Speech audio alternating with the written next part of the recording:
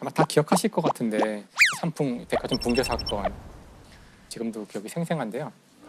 오늘 오후 6시쯤 서울 서초동에 있는 삼풍백화점 건물 절반가량이 무너져 내려앉아서 수백 명의 사상자가 생겼습니다. 5층짜리 초현대식 백화점이 흔적도 없이 주저앉아 버렸습니다. 앙상하게 뼈대를 드러낸 사고 현장은 콘크리트 파편으로 아수라장이 되어버렸습니다. 무너진 건물 더미 속에는 수많은 사상자가 묻혀 있습니다. 피투성이가 된 채로 정신없이 현장을 탈출합니다. 조금이라도 정신이 있는 사람은 없고 혼절한 사람은 여럿이 붙잡고 뜁니다. 그래서 그 당시에 사실 이 강남 이 지역은 막 그냥 닥치는 대로 개발하고 하는 그런 분위기가 팽배해 있었던 것 같아요. 규정과 법들이 있지만 이제 그것들을 다 무시하고 막 너도나도 돈을 벌기 위해서 그래서 이제 그런 문화의 아마 그 결과물일 수도 있는데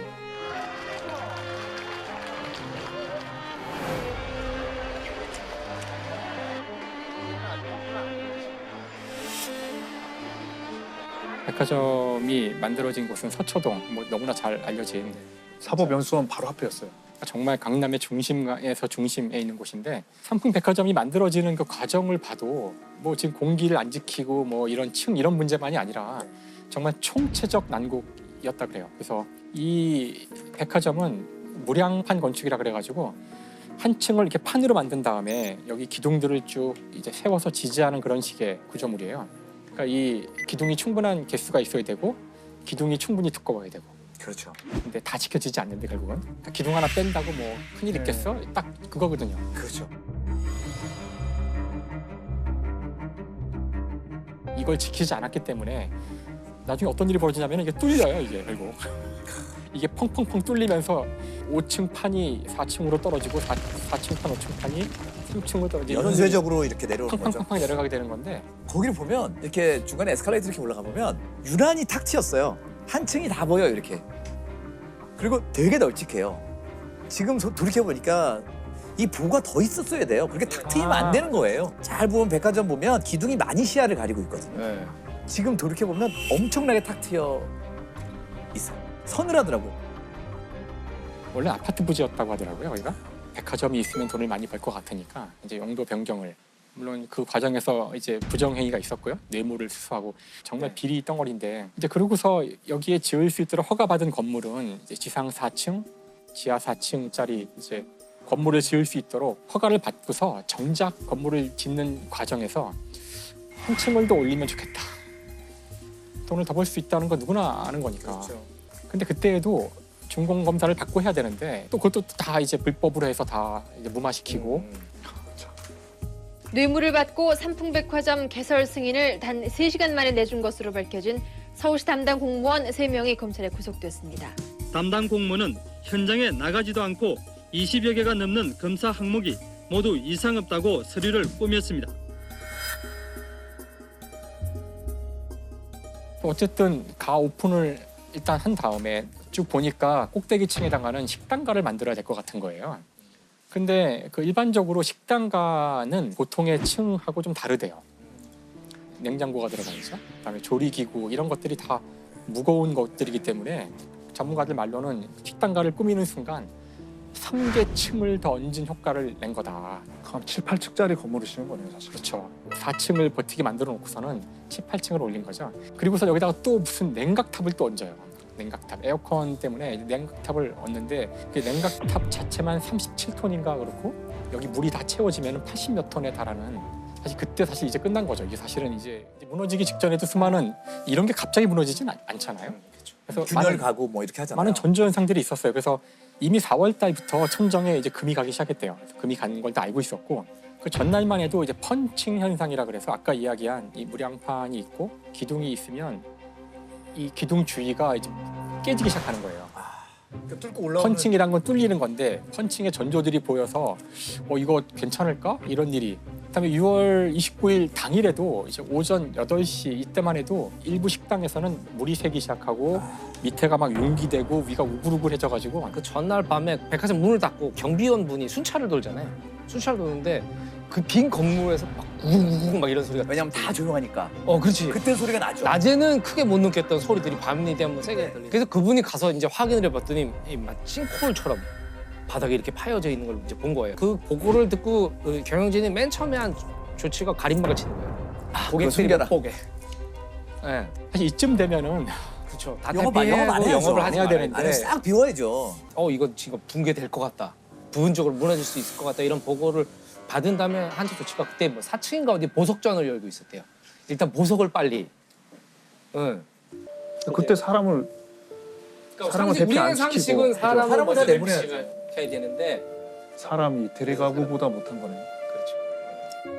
그렇죠. 조사하자고 여기 데리고오더니 여기서 무너진다는 것은 손님들에게 피해도 하지만 우리 회사의 재산도 망가지는 거예요. 그래서 5시 55분 5층 판이 내려오면서 4층 판을 때리고 탕탕탕해서 이게 그냥 순식간에 정말 불과 한 20초, 뭐 한 40초, 1분도 채 안 되는 시간 동안 이 5층짜리 건물이 하나의 층으로 짜부라든 거죠. 그 이후에 일어났던 그 참상들은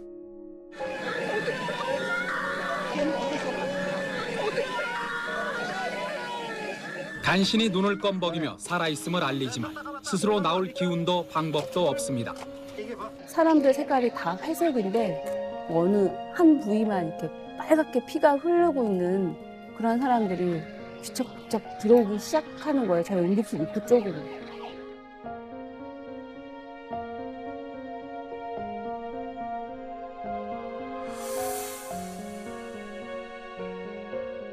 안에 있는 사람들이 정말 그 끔찍한 경험을 했던 것이고 완전히 암흑이잖아요.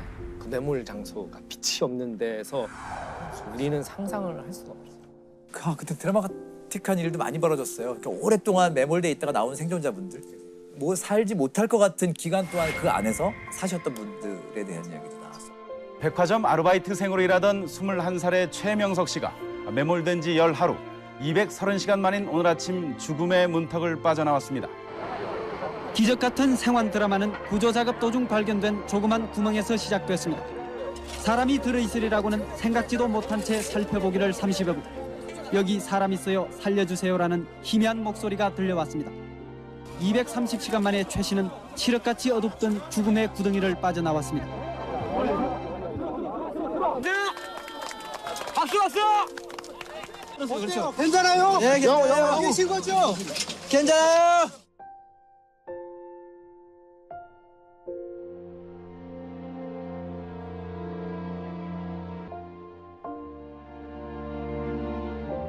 팔 8개월 전에 성수대교 사건이 있었잖아요.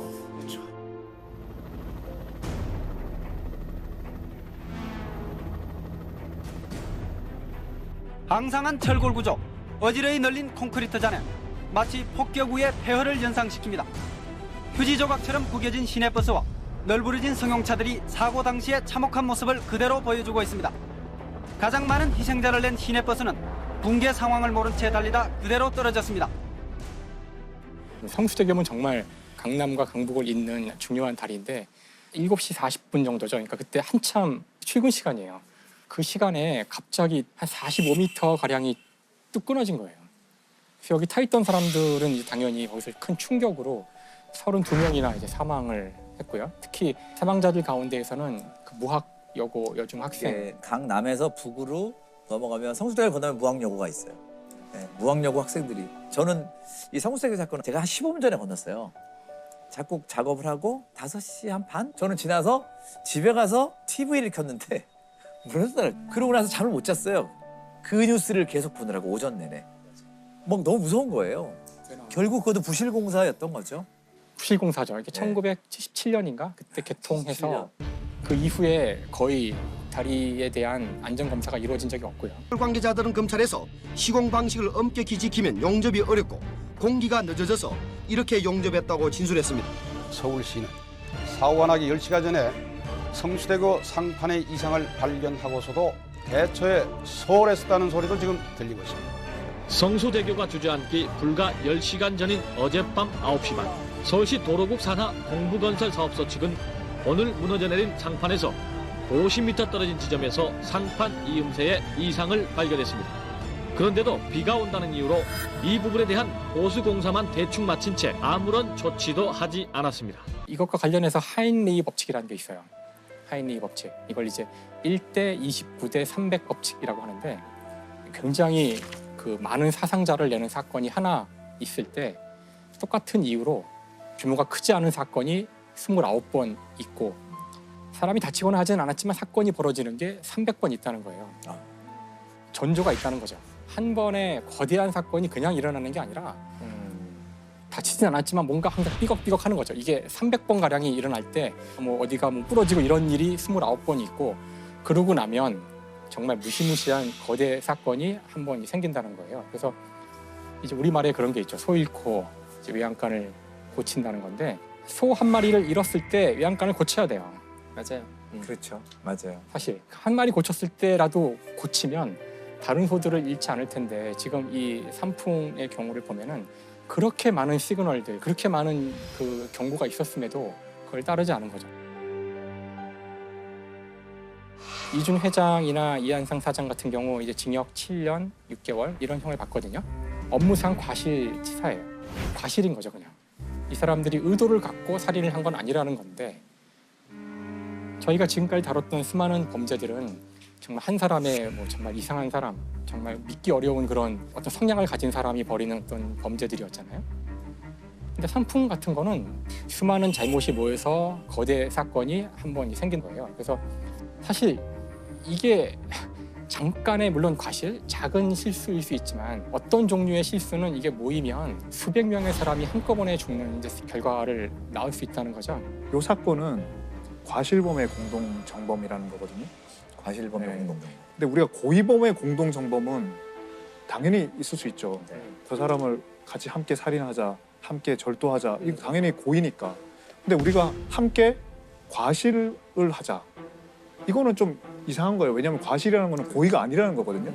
이미 함께 과실로 뭘 하자 하면 그건 이미 고의지 과실이 아닌 거예요. 그렇죠. 성수대교 사건이나 이 삼풍백화점 사건에서는 과실들이 다 누적해서 일어났던 거고 이렇게 되는 거를 어느 정도 예견할 수 있었다. 이렇게 해서 그 과실범의 공동정범을 인정했다는 거.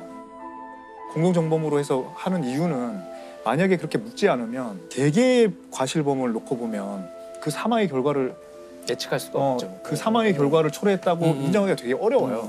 그러면 미수범이 되거든요. 그러면 이제 형사처벌이 안 되는 거예요. 그러니까 이걸 이제 공동정범으로 엮어서 갔던 거죠. 그리고 오늘